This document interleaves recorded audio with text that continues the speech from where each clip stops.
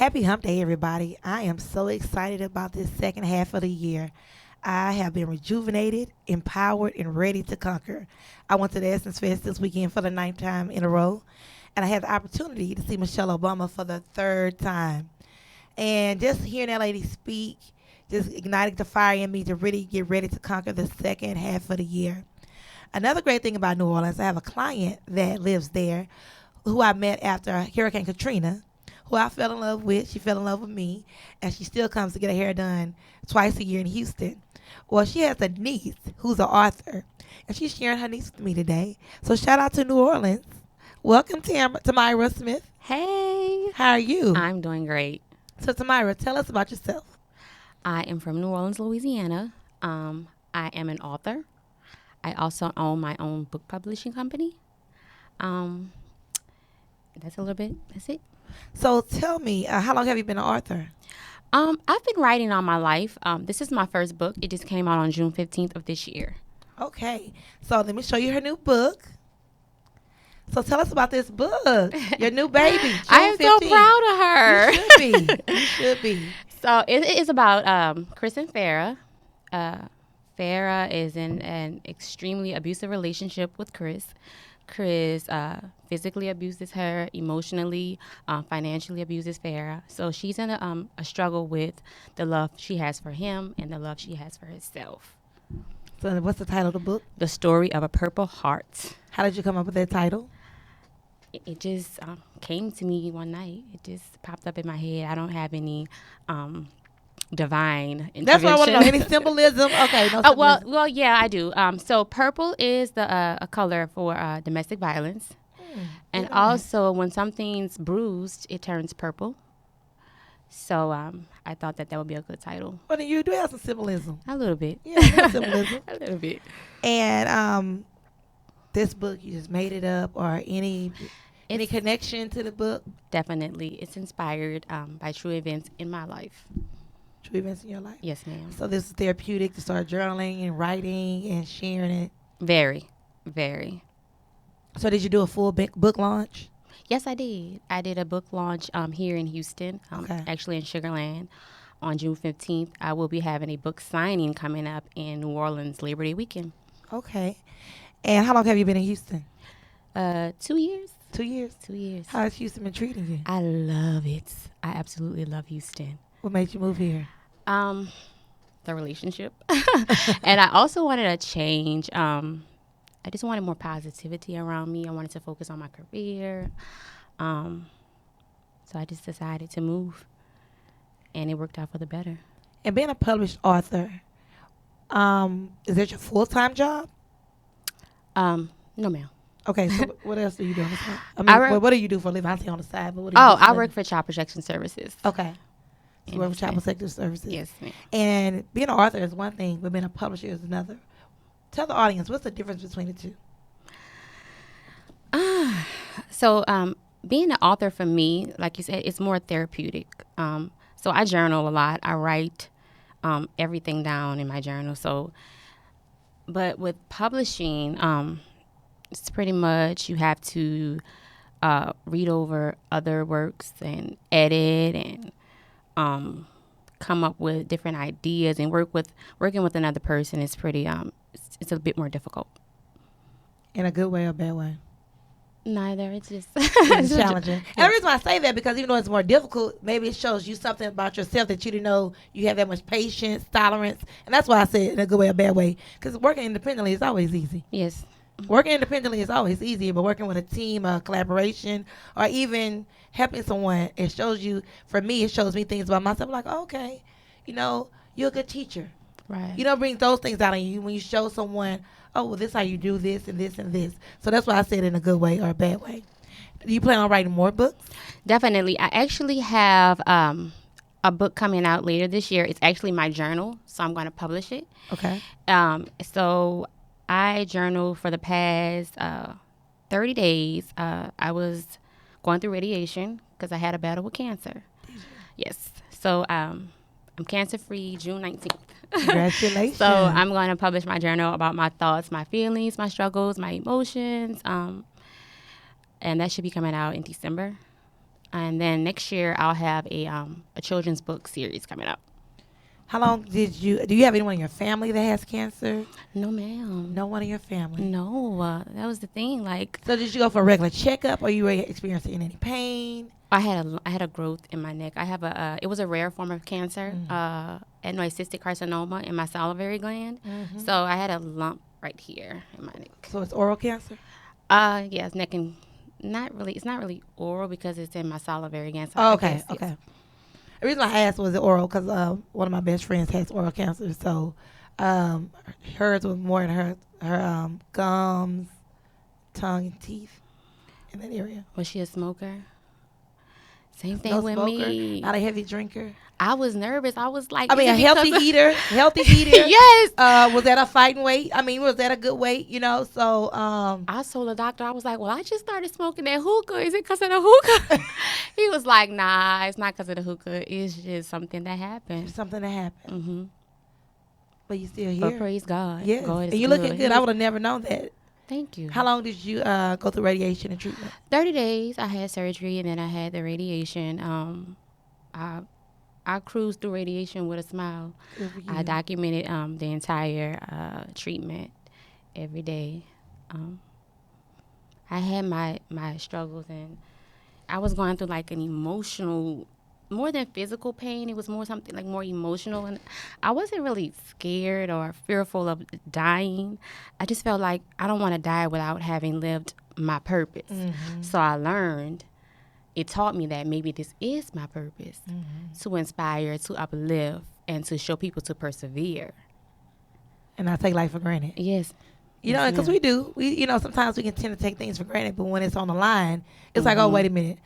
When I get through this, I'm going to do things differently. Yes. You do things differently, and you do things purposefully Yeah. with intention. It helps you put everything into perspective. Oh, it does. It really does. does. And sometimes you need those pivotal points, or pivotal moments in your life to shift. And it doesn't necessarily have to be cancer. It could be childbirth or something like that. Right. That kind of change your way of thinking and shift your mindset. Yes, ma'am. Because right now I feel like anything that's going to disturb my peace, it got to go. Uh-huh. It has to go. Uh-huh. Because maybe life 2 is or 3 too years precious. ago, you would have tolerated it. I tolerated a lot 2-3 Yeah, years you ago. know? Yeah, Too exactly. much.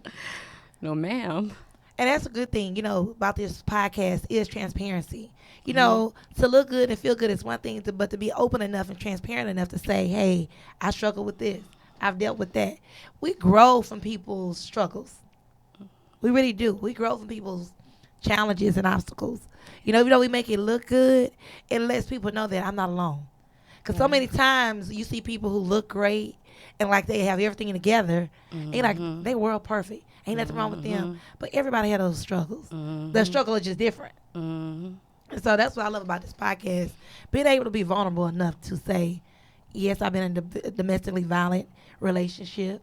Yes, I battled with cancer. But now ain't nobody disturbing my peace. Right. To be there. Yes. So what's next for you? We understand the books are coming up. Yes. So I want to just move forward with my company. I want to take on more manuscripts. I had a pause when I was going through radiation. I wasn't taking any clients. So I've recently opened back up, and I'm allowing, I'm taking in more clients. I have a team of editors and writers to help me along the way. Good. So that's what's next. And then I have the books that I told you about in the beginning that's coming out. So are you going to tour other cities? I know you mentioned New Orleans. Yes, Atlanta's after New Orleans. Atlanta. So when is Atlanta? We haven't decided the date Okay. yet, but Atlanta's definitely coming up. Yes, Central Point from New Orleans. 5 hours this way, 5 hours that way. Oh, I'm sorry. And then we also have New York coming up. We're going to New York, too. I'm going to New York in August, the end of August. Okay. Yeah, that's All right. important. It is. That's important. That's important. So how do people follow you online? How do they stay, updated? What's happening? What's next? You can follow me on IG, Stories of a Bad Girl, Stories, IESBADDGIRL, and you can follow my business page on IG at TTS Publishing. TTS Publishing. Yes, ma'am. What does the TTS stand for? My initials. Your initials? It's Okay. all about me. It's all about you. all about me right now. Do you have any children? No, I don't. No children. No, I don't. I want one now, though. I do. You do. I gotta get a man first, though. A good one. A good one. Yes. Yeah, it's an order to this. Yes. It's an order to this. Yes. So you do want children. My next question for you is, What inspires you? What inspires me? I'm inspired by so many things. I'm inspired by like people overcoming any type of battle or any type of illnesses or um, personal issue. I'm just inspired by what's the word I'm looking for? Um, Perseverance and a person that overcomes. That always inspires me. A good testimony. Mm-hmm. Mm-hmm. A good testimony. Well, good testimony I do every time. Do you read a lot of other authors? I'm gonna be honest. I've been through a lot this year, so I haven't done much reading this year outside of the Bible. That's something I wanted to do because it's crazy. I was praying to God when I moved to Houston. I wanted my relationship with Him to grow. I wanted to learn more about Him, and so the strangest thing is my illness. It brought me closer to God. So now I'm calling my grandmother. I'm calling my aunt. Like, can you send me a Bible verse? Can you send me a good chapter I could read? So that's what I've been reading this year. I haven't read anything else. I read Maya Angelou, her book of poems, Until I Rise. I read that a lot too, over and over. Yes, I do. A good Bible that my friend shared with me the other day is the Message Bible. Mm-hmm. So that may be a Bible you want to look at when you're reading verses, reading a different translation. That Message Bible, the translation is so direct. Okay. It's no ambiguity, if that makes sense. You know how sometimes you can read the King James and you're like, okay, does it mean this? You know, you can kind of be sometimes confused, but the Message Bible is very to the point. It's such an easy read. So that's something I suggest you read. Where is it? Where can I find it? Lifeway Christian Bookstore. Okay. I mean, there's a chain of those all over the city of Houston. Okay. And you'll find some other good stuff in there, too. Okay. Lifeway Christian Bookstore. But even on your phone, go online, and whatever your favorite Bible verse is, pull up the Message version of whatever your favorite Bible verse is. And it just kind of gives you some comparisons between the two. Thank you for that. You're welcome. What do you do for fun? Oh, I'm the turn-up queen. You're the turn-up queen? Yes. Most people from New Orleans are. Yes, I love music. I love twerking. Well, so I just love a good time. I like to travel, yes. So you like to travel. What are some of your favorite travel places? I just went, I haven't traveled any this year, of course. But last year I went to the Bahamas, and I loved it. Did you? Yes. What did you love about the Bahamas? It was just so peaceful, and the water was so blue and beautiful. Where'd you stay? We stayed at the Bahamar. Okay. Mm-hmm. Okay. How many days were you there? 5 or 6. 5 or 6 days? Yeah, I stayed so a good time. You be Cancer. So where's the next travel destination? Well, right now I'm traveling because of the book. Yes, so, yes. Throughout the U.S. I'll go out the country when this is done. Okay. Focus. Yeah. Stay focused and get this promoted. So this book, The Story of the Purple Heart. Yes. And you have more books coming. Yes. Anything else coming besides your book? Any other new projects that you're thinking about? Well, we plan to start. I want to get my products going, so I want to get a journal going, That'd be and great. start selling that for people to journal along their way. But for it, I have a lot going on. I think. No, you do. You have a lot going on. I mean, the Yes. publishing aspect. There are a lot of authors, but Mm-hmm. to actually assist other authors with the editing, development of their stories. I think that's major. Yes. I think that's major. That's a And big I deal. want to do some speaking too, to help young Black women. And that was another thing with the book. Like, I've heard so many Black women that have been through the same thing with abuse, and then it's like normal. It's like it's okay. Like we don't talk about it, and it hurt. That hurts me a lot. So I want to do some speaking to talk to young Black women about. That's why I was saying. That's what made me talk about transparency. Mm-hmm. There's a lot of things that people have in common with you, but we don't talk about it. It's certain things that we just shun and keep to ourselves, Mm-hmm. But then it's like once you break the silence, it's like, wait a minute, you too? Yes. Well, me too. I mean, even something like, domestic violence, child molestation, Yes. being raped. It's so many people in the community who are affected by it. But because it's such a taboo and you're so ashamed, you don't want to talk about it. Or either we make jokes about it or laugh about it. Make it lighthearted. Yes. Yeah. But never like the deep down discussion, it's rare. And when you do it, it's so private. Yes. It's so And private. it doesn't have to be. And we don't have to accept that just for the sake of having somebody. No. But when you rise above, Oh, it feels so good. That peace that When you're you not about rise to above- take away from me. Yeah, Oh, it feels so peace good. that surpasses all understanding, Yes, right? yes. Yes. Yes, ma'am. So, obviously, your biggest challenge this year was cancer. Yes. You said you got diagnosed when? So the official diagnosis was March 19th. March 19th? Mm-hmm. Okay.